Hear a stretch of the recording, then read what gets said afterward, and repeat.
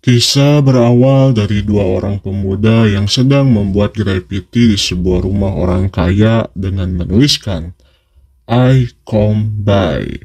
Hal ini dilakukan sebagai bentuk protes ketidakadilan kepada orang miskin dan rakyat jelata yang dilakukan oleh orang kaya yang suka memperkaya dirinya dengan merendahkan orang miskin, menzalimi anak yatim, mengambil hak orang lain, dan terlebih lagi mereka suka mendapatkan bansos.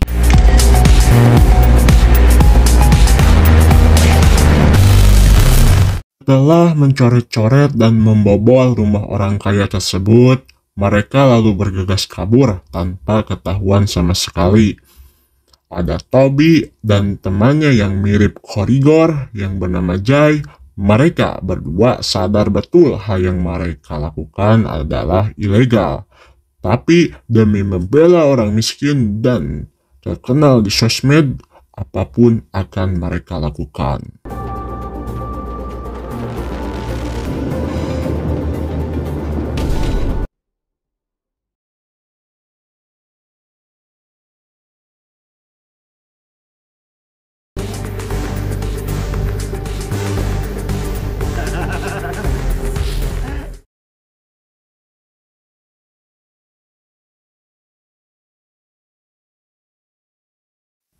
Jay sendiri bekerja sebagai tukang kebun, di mana profesi tersebut mempermudah dia untuk mencari target. Dan kebetulan dia mendapatkan job di sebuah rumah yang dimiliki oleh mantan hakim yang bernama Hector Blade, yang akan kita panggil Om Burhan biar lebih mudah mengingatnya. Om Burhan tinggal sendiri di rumah yang besar ini, sehingga Om Burhan merupakan target yang empuk untuk mereka. Jay sendiri diam-diam masuk ke rumah untuk memfoto barcode wifi-nya yang nanti akan diberikan kepada Toby. Can I help you? Aksinya tersebut ketahuan oleh Om Burhan. Tapi Jay bisa bersilat lidah dengan mengatakan ia hanya ingin pergi ke toilet. Berkat sutradara, akhirnya Om Burhan pun percaya. Jay sendiri tinggal bersama pacarnya yang bernama Naj. Naj sendiri baru pulang dari dokter dengan membawa kabar baik karena hasil staycation-nya selama ini membuahkan hasil, yang membuat Jay bimbang untuk membobol rumah Om Burhan atau tidak. Alhasil, Jay memilih untuk ketemuan dengan Toby dengan mengatakan bahwa dirinya tidak akan ikut serta di misi pembobolan ini. Mendengar hal itu, Toby pun kecewa. Terlebih lagi yang membuat Jay tidak bisa ikut adalah karena Naj hamil. Toby pun menyarankan untuk menggugurkan saja anak itu. Toh Jay pun masih muda, baru 23 udah punya anak aja. Sebagai pria sejati, setia, tulus, dan gak suka ngomongin orang di podcast, mendengar hal itu Jay pun marah dan membuat mereka bertikai. My child needs me. Yeah? Pertikaian tersebut tidak membuat Toby membatalkan niatnya, tetapi malah terpancing dan tersulut emosinya karena tindakan yang dilakukan mereka sebelumnya ternyata berhasil viral. Bukannya mendapatkan pujian, tapi mereka dikecam dan dikatain masih noob, jangan sok pahlawan, dasar orang bodoh. Hal itu membuat testosteron yang ada dalam diri Toby meningkat sehingga dia akan menjalankan aksinya tanpa Jay. Berbanding terbalik dengan Jay, Toby adalah anak beban. Hal ini bisa dilihat saat sang ibu memerintahkan Toby membersihkan dapur. Toby lebih memilih pergi. Sang ibu sendiri bekerja sebagai guru BK, di mana ada salah satu anak muridnya yang sedang bermasalah dengan orang tuanya, yang bernama Faisal. Orang tuanya memaksakan dirinya menjadi dokter, namun dirinya lebih menyukai komputer. Kembali ke Toby, entah kebetulan atau memang sudah disetting sutradara, saat Toby sampai di depan rumah Om Burhan kebetulan sedang mau pergi. Kesempatan ini dimanfaatkan oleh Toby yang langsung berlari melewati pagar, menghack wifi, dan mematikan keamanan rumahnya. Sementara itu Om Burhan yang sedang bermain tenis bersama temannya mendadak bahwa ada informasi bahwa keamanan rumahnya mati dan Om Burhan pun bergegas untuk memeriksanya. Setelah masuk, Toby bergegas untuk membuat graffiti. Tapi Toby teralihkan karena ada suara aneh di basement. Toby pun memeriksanya. Dan menemukan seorang pintu yang berwarna merah yang tertutup seekor lemari. Pintu tersebut memiliki lubang kecil. Setelah memeriksa lubang tersebut, Toby terjungkal, terkaget-kaget seakan tidak percaya apa yang dia lihat tadi. Setelah itu, ponsel Toby berbunyi menandakan si Burhan sudah pulang, sehingga Toby harus bergegas pergi.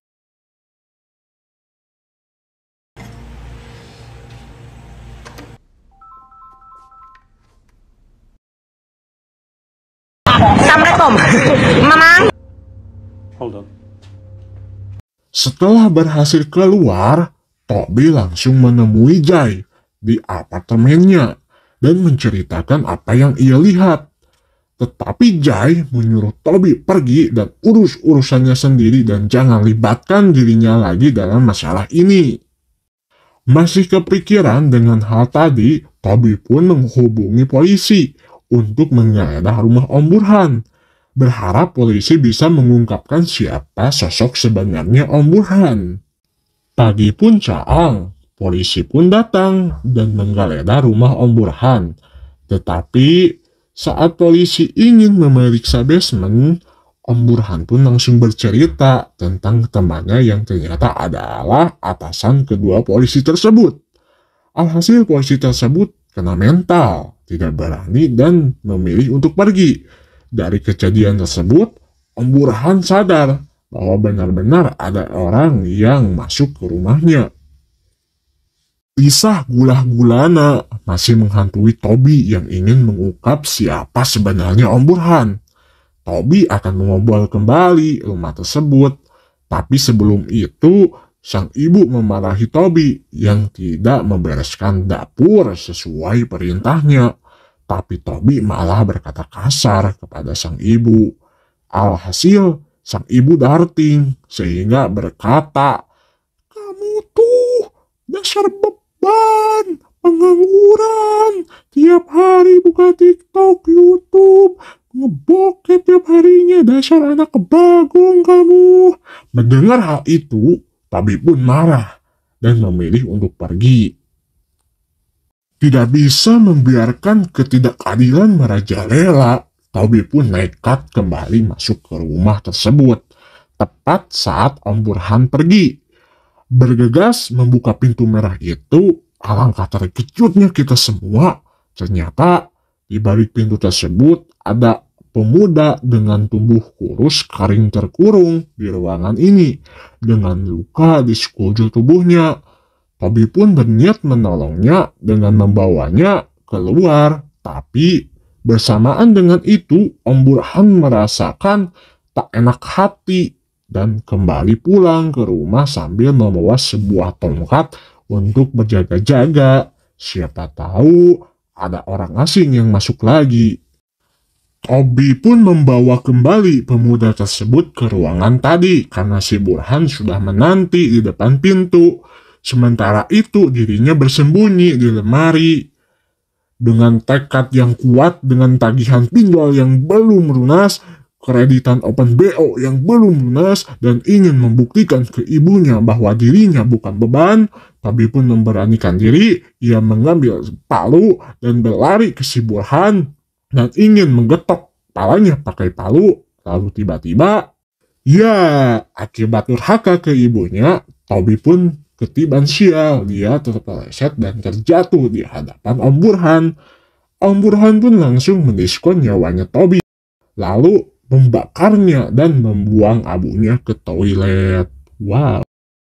3 hari berlalu, walaupun Toby anaknya agak bagong, tetapi sang ibu mengkhawatirkannya. Beliau lalu melaporkannya ke polisi dan menanyakannya kepada Jay kemana Toby pergi. Jay sebelumnya udah tahu Toby membobol rumah Om Burhan, tetapi dia memilih diam. Kemudian ia memeriksanya sendiri ke rumah tersebut. Namun tindakan Jay tersebut dicurigai oleh polisi, sehingga Jay ditangkap. Namun Jay berhasil bebas. Singkat cerita, Jay memberitahukan laci rahasia milik Toby ke ibunya dan berhasil menemukan barang haram dan sejadi kertas yang tertuliskan nama Om Burhan, sehingga sang ibu tahu bahwa Om Burhan ada kaitannya atas hilangnya Toby. Lalu sang ibu segera memberikan kertas itu kepada sang detektif untuk diperiksa. Setelah diselidiki dan dicocokkan dengan panggilan Toby tempo hari, sang detektif pun curiga jika ada sesuatu yang disembunyikan di rumah Om Burhan. Keesokan paginya, sang detektif menggeledah rumah Om Burhan dan memeriksa secara menyeluruh sampai ke dalam ruangan rahasia tersebut. Namun si Burhan melangkah 1 kali lebih maju dengan memindahkan si pemuda ke tempat lain.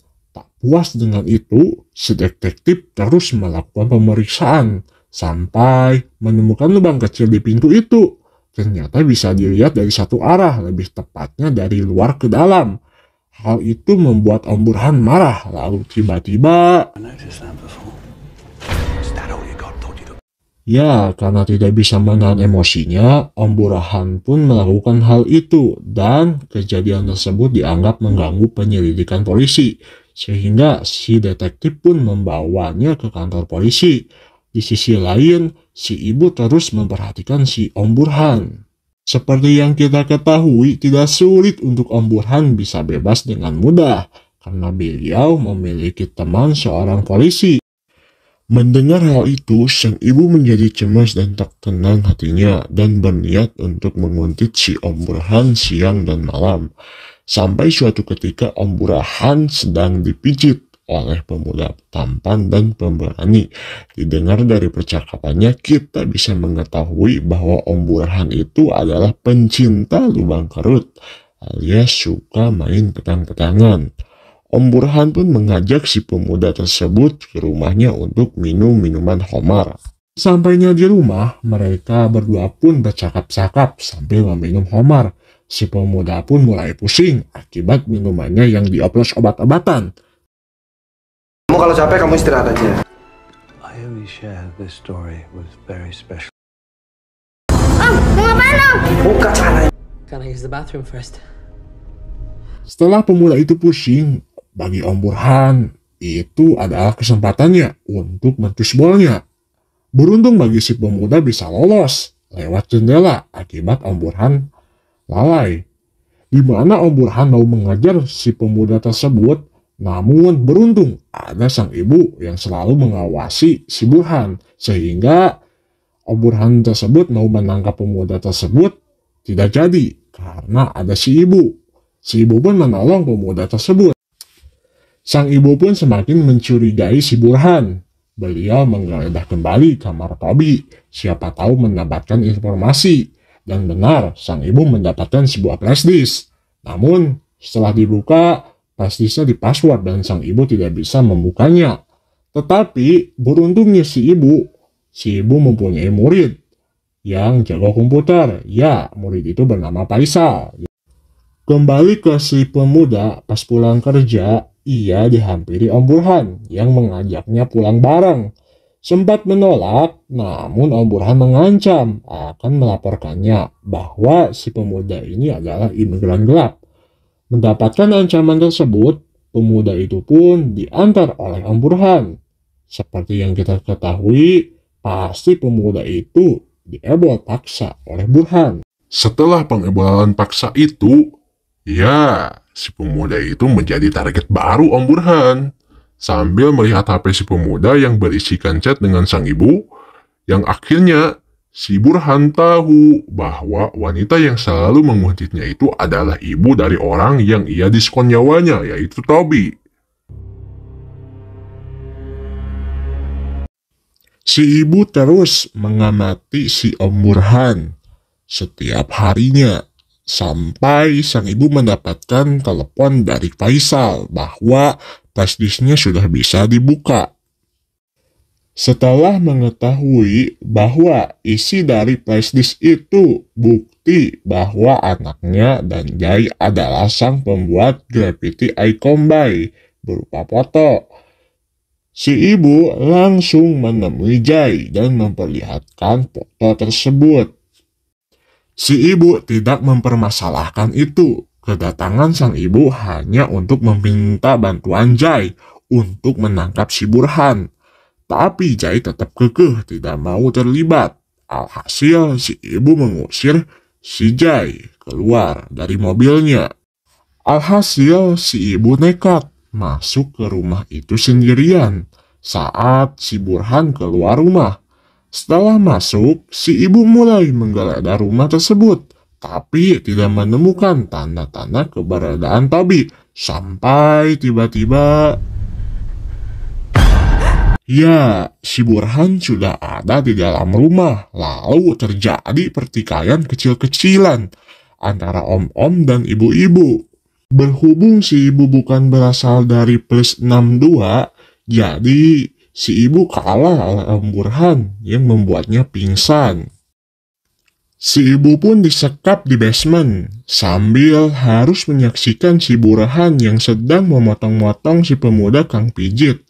Dan alangkah tragisnya, perjuangan sang ibu untuk menemukan anak durhakanya harus berujung dirinya log out. Setelah beberapa minggu, Jai menyadari bahwa si ibu tidak ada kabar. Bahkan, Jai mendatangi rumah si ibu yang sudah tidak terurus. Sehingga si Jai bertekad untuk mendatangi rumah si Burhan. Namun sayang, rumah tersebut sudah mau dijual. Dan Om Burhan sudah pindah dan tidak tahu kemana. Dan Jai menyalahkan dirinya atas terbunuhnya Toby dan sang ibu akibat belas hulu dan siun pamajikan. Dengan bantuan Naj, si Burhan bisa tercium keberadaannya. Ternyata, si Burhan akan menghadiri suatu acara penggalangan amal. Jai pun tidak akan menyiapkan kesempatan ini. Dia mengikuti Om Burhan sampai ke rumah barunya. Setelah sampai di rumahnya, seperti biasa, Jai melakukan keahliannya, yaitu membobol rumah tersebut. Jai mengendap-endap sambil membawa tongkat. Ia bermaksud untuk meng-KO si Burhan yang sedang terlelap. Namun desitan kecil dari lantai membuat si Burhan bangun. Dan alhasil mereka pun bertarung. Pertarungan terjadi sangat epik sekali. Jai memukul Burhan tapi gak kena. Burhan kabur. Jai mengejar. Tiba-tiba Burhan ada di belakang, lalu nusuk Jai.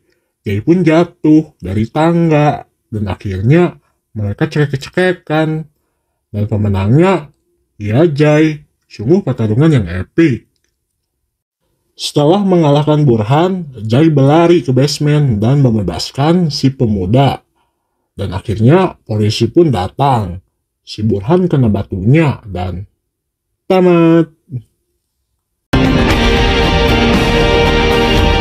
Pesan yang dapat kita ambil dari film tersebut adalah, dan jangan sekali-kali kamu mengatakan atau kepada kedua orang tuamu. Quran Surat Al-Isra ayat 23.